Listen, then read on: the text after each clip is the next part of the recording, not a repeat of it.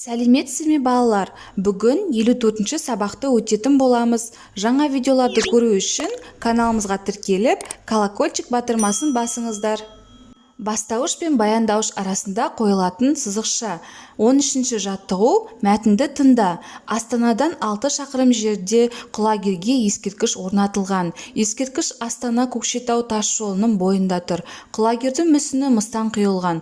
Құлагер әйгілі ақан серінің тұлпары. Ақан 16-17 жасынан әнге, өлеңге, домбыраға әуес болады. Бастауыш пен баяндауыш арасындағы сызықша қай кезде қойылады? Бастауыш та, баяндауыш та зат есімнен жасалса, бастауыштан кейін сызықша қойылады. Мысалға, Әмір күйші, Алматы сәулетті қала, Арман сәулетші, Айжан тігінші, оттегі түссіз газ, мектеп білім бұлағы. Мәтіннен өзіңе қандай жаңа ақпарат алдың?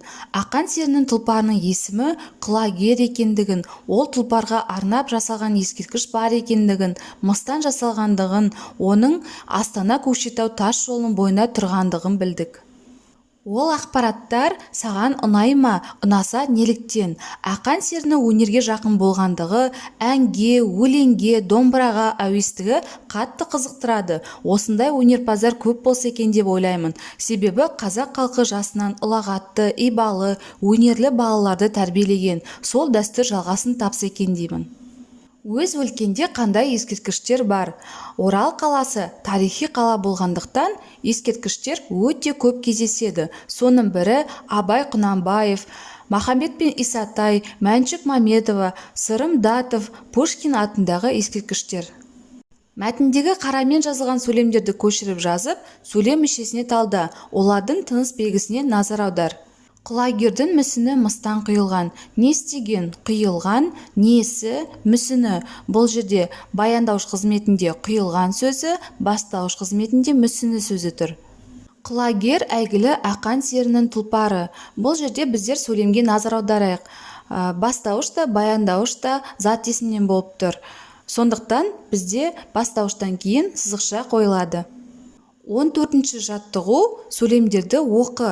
Әділет оқушы, Сәуле биші, Алма жеміс. Әділет оқыды, Сәуле биледі, Алма пісті. Екі бағандағы сөйлемдердің баяндаушын тауып, оларға сұрақ қой. Екі бағандағы сөйлемдердің баяндаушын салыстыр.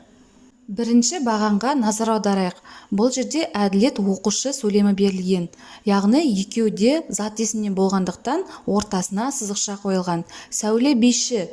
Кім биші? Кім Сәуле? Екеуі де зат есімнен болғандықтан ортасында сызықша бар.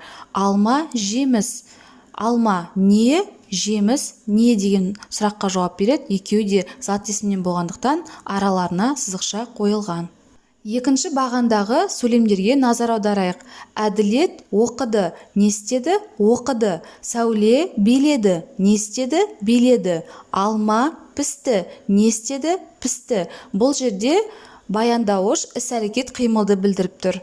Бастауыш та, баяндауыш та зат есімнен жасалса, бастауыштан кейін сызықша қойылады. Мысалға, Әмір күйші, Алматы сәулетті қала.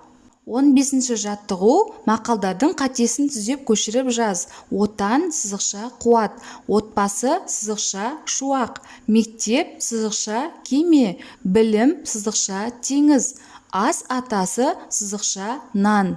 Шығармашылық үзіліс.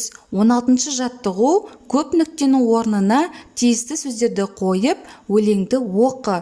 Бізде уы, күші, тісі, тырнағы сөздері берілген. Қасқырдың қаруы тісі, есектің қаруы күші, бүркіттің қаруы тырнағы, жыланның қаруы уы. Өлеңдегі сызықшаның қойылу себебін түсіндір. Яғни ережеге сәйкес бастауышта, баяндауышта зат есімнен болса, арасына сызықша қойылады деген ереже бар. Соған сәйкес бұл жерде сызықша қойылып тұр екен. Осымен біздің сабағымыз аяқталды. Каналымыз пайдалы болған болса, лайк басып тіркеліп қойыңыздар. Жаңа видеолар сізге бірінші болып көрінеді.